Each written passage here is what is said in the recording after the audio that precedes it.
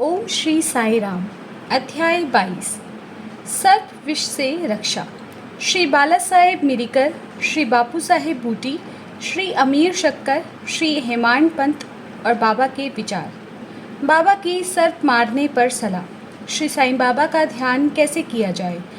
उस सर्वशक्तिमान की प्रकृति अगाध है जिसका वर्णन करने में वेद और सहस्त्रमुखी शेषनाग भी अपने को असमर्थ पाते हैं। भक्तों की रुचि स्वरूप वर्णन से नहीं। उनकी तो दृढ़ धारणा है कि आनंद की प्राप्ति केवल उनके श्री चरणों से ही संभव है। उनके चरण कमलों के ध्यान के अतिरिक्त उन्हें अपने जीवन के सर्वोच्च लक्ष्य की प्राप्ति का अन्य मार्ग विदित ही नहीं है। हेमांड पंत भक्ति और ध्यान का जो एक अति सरल मार्ग सुझाते हैं वह है कृष्ण पक्ष के आरंभ होने पर चंद्रकलाएं दिन प्रतिदिन घटती जाती हैं तथा उनका प्रकाश भी क्रमशः क्षीण होता जाता है और अंत में अमावस्या के दिन चंद्रमा के पूर्ण विलीन रहने पर चारों ओर निशा का भयंकर अंधेरा छा जाता है।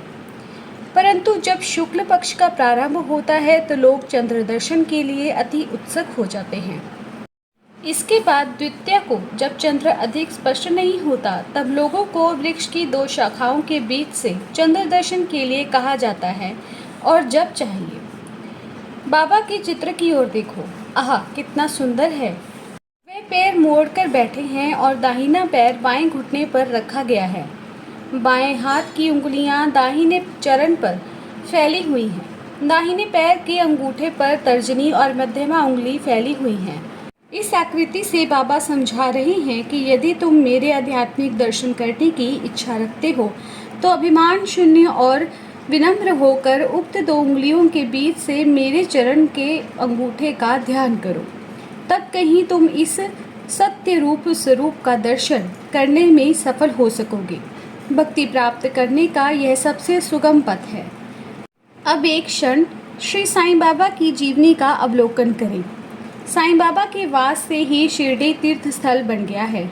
चारों ओर से लोगों की भीड़ वहां प्रतिदिन बढ़ने लगी है और धनी निर्धन सभी को किसी न किसी रूप में लाभ पहुंच रहा है। बाबा के असीम प्रेम, उनके अद्भुत ज्ञान भंडार और सर्वव्यापकता का वर्णन करने की सामर्थ्य किसे है। धन्य तो वही है जिसे कुछ अनुभव हो चुका है।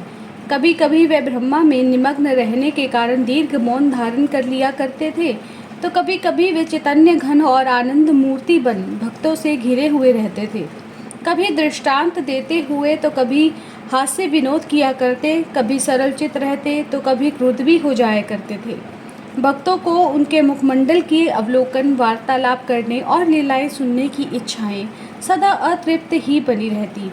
फिर भी हम फूले नहीं समाते। जल वृष्टि के कणों की गणना की जा सकती है। वायु को भी चरम की थैली में संचित किया जाता है, परंतु बाबा की लीलाओं का कोई अंत नहीं पा सकता। अब उन लीलाओं में से एक लीला का दर्शन यहाँ करें। भक्तों के संकटों के घटित होने के पूर्व ही बाबा उपयुक्त अवसर पर किस प्रकार उनकी रक्षा किया करते थे। श्री बाला साहेब मिरिकर, जो सरदार काका साहेब के सुपुत्र और कोपर गांव के मामलतदार थे, एक बार दौरे पर चितली जा रहे थे। तभी मार्ग में वे साईं बाबा के दर्शनार्थ शिरडी पधारे।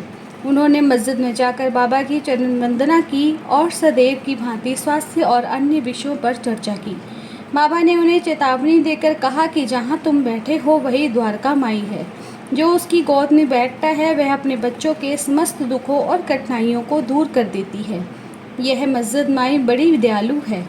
सरल हृदय भक्तों की तो वह माँ है जो संकटों में उनकी रक्षा अवश्य करेगी। जो उसकी गोद में एक बार बैठता है उसके समस्त कष्ट दूर हो जाते हैं। जो उसकी छत्र छाया में विश्राम करता है उसे आनंद और सुख की प्राप्ति होती है। तदुपरांत बाबा ने उन्हें उदी देकर अपने वृद्ध हस्त उनके मस्तक पर रखे, आशीर्वाद दिया। जब श्री बाला साहेब जाने के लिए उठ खड़े हुए तो बाबा बोले कि क्या तुम लंबे बाबा, और अपनी बाईं मुट्ठी बंद कर उसे दाहिने हाथ की कहुनी के पास ले जाकर दाहिने हाथ को सर्प के सदृश हिलाकर बोले, वह अति भयंकर है, परंतु द्वारका माई के लालों का वह क्या ही कर सकता है। जब स्वयं द्वारका माई उनकी रक्षा करने वाली है तो सर्प की सामर्थ्य ही क्या है। वहाँ उपस्थित लोग इसका अर्थ तथा मिरिकर को इस प्रकार चेतावनी देने का कारण जानना चाहते थे, परंतु पूछने का साहस किसी भी नहीं था। बाबा ने श्यामा को बुलाया और बाला साहिब के साथ जाकर चितली यात्रा का आनंद लेने की आज्ञा दी। तब श्यामा ने जाकर बाबा का आदेश बाला साहिब को सुनाया। वे बोले कि मार्ग में असुविधाएं बहुत हैं, अतः आपको व्यर्थ ही कष्ट उठाना उचित नहीं है। बाला साहिब ने जो कुछ कहा वह श्यामा ने बाबा को बताया। बाबा बोले, अच्छा ठीक है, ना जाओ।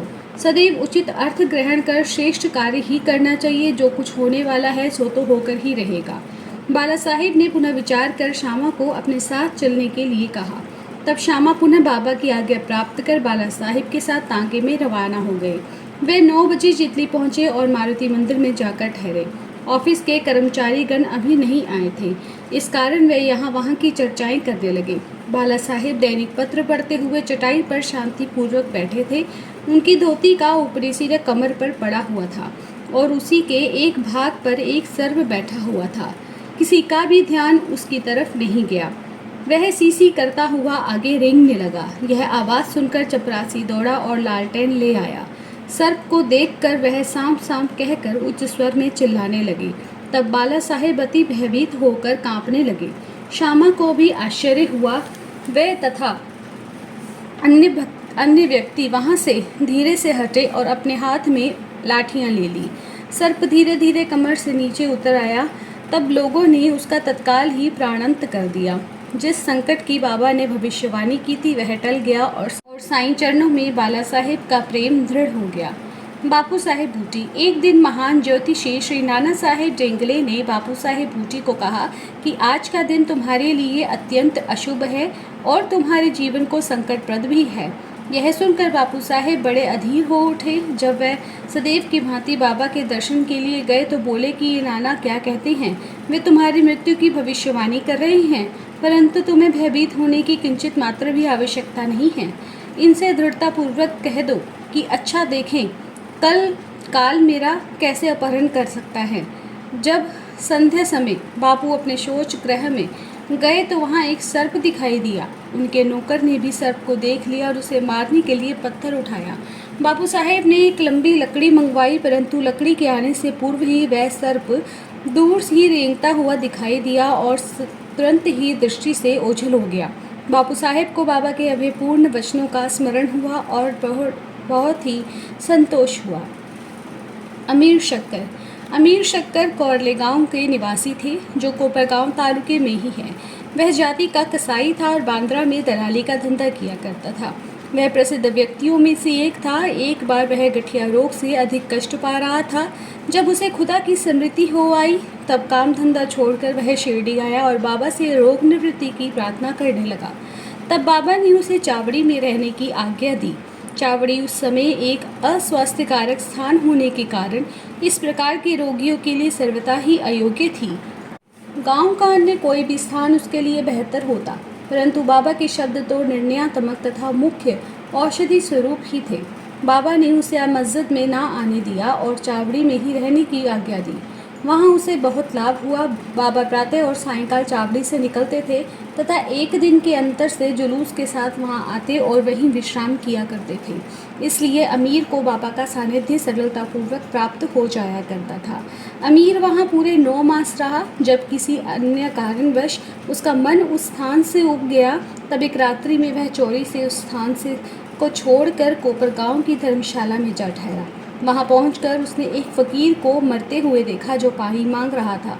अमीर ने उसे पानी दिया, जिसे पीते ही उसका देहांत हो गया। अब अमीर किंग कर्तव्य विमूढ़ हो गया। उसे विचार आया कि अधिकारियों को इसकी सूचना दे दूं तो मैं ही मृत्यु के लिए उत्तरदायी ठहराया जाऊंगा और प्रथम सूचना देने वाला ही। इसी नाते मुझे अवश्य ही इस विषय की अधिक जानकारी होगी। यही सब प्रथम में ही मैं पकड़ा जाऊंगा। तब बिना आज्ञा शिरडी छोड़ने की उतावली पर उसे बड़ा पश्चाताप हुआ। उसने बाबा से मन ही मन प्रार्थना की और शिरडी लौटने का निश्चय कर इसी रात्रि को बाबा का नाम लेते हुए पौ फटने से पूर्व ही शिरडी वापस पहुंचकर चिंता मुक्त हो गया। फिर वह चावड़ी में बाबा की इच्छा और आज्ञा अनुसार ही रहने लगा और शीघ्र ही रोग मुक्त हो गया। एक समय ऐसा हुआ कि अर्धरात्रि को बाबा ने उसे जोर से पुकारा कि ओ अब्दुल, कोई दुष्ट प्राणी मेरे बिस्तर पर चढ़ रहा है। अब्दुल ने लालटेन लेकर बाबा का बिस्तर देखा, परंतु वहाँ कुछ भी नहीं था। बाबा ने ध्यानपूर्वक सारे स्थान का निरीक्षण करने को कहा और वे अपना सटका भी ज़मीन पर पटकने लगे। बाबा की यह लीला देखकर अमीर ने सोचा कि हो सकता है बाबा को किसी सांप के आने की शंका हुई हो। दीर्घकाल तक जब बाबा की संगति में रहने के कारण अमीर को उनके शब्दों और कार्यों का अर्थ समझ में आ ही गया था। उन्होंने अपने बिस्तर के पास कुछ रेंगता हुआ देखा। तब उन्होंने अब्दुल से बत्ती मंगवाई और एक सांप को कुंडली मारे हुए वहाँ बैठे देखा, जो अपना फन हिला कर रहा था। फिर वह सांप तुरंत ही मार डाला गया। इस प्रकार बाबा ने सामयिक सूचना देकर अमीर के प्राणों की भी रक्षा की। ओम साई राम। हेमांड पंत, बिच्छू और सांप। बाबा की आज्ञा अनुसार काका साहेब दीक्षित श्री एकनाथ महाराज के 2 ग्रंथों भागवत और भावार्थ रामायण का नित्य पारायण किया करते थे। एक समय जब रामायण का पाठ हो रहा था, तब श्री हेमांड पंत भी श्रोताओं में सम्मिलित थे। अपनी माँ के आदेशानुसार किस प्रकार हनुमान ने श्री राम की इस महानता की परीक्षा ली थी, यह प्रसंग चल ही रहा था।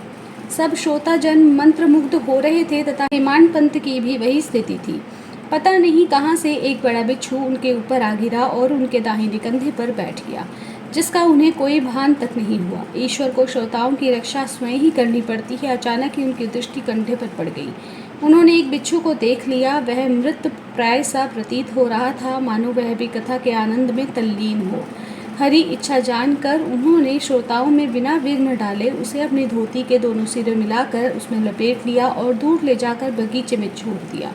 एक अन्य अवसर पर संध्या समय काका साहेब वाड़े के ऊपरी खंड में बैठे हुए थे। तभी एक सांप खिड़की की चौखट के एक छिद्र में से भीतर घुस आया और वह कुंडली मारकर बैठ गया। बत्ती लाने पर पहले तो वह थोड़ा चमका, फिर वहीं चुपचाप बैठा रहा और अपने फन हिलाने लगा।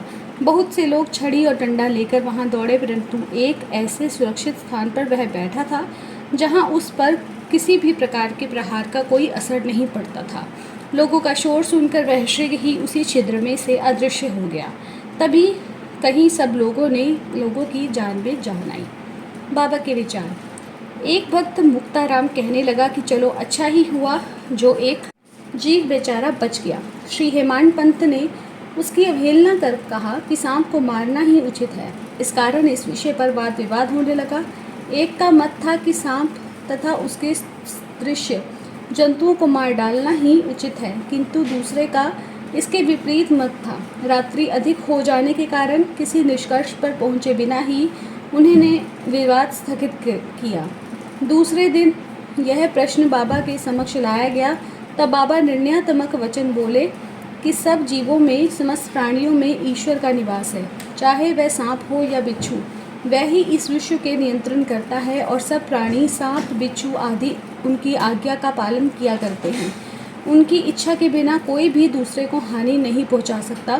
समस्त विश्व उनके अधीन है तथा स्वतंत्र कोई भी नहीं। इसीलिए हमें सब प्राणियों से दया और स्नेह करना चाहिए।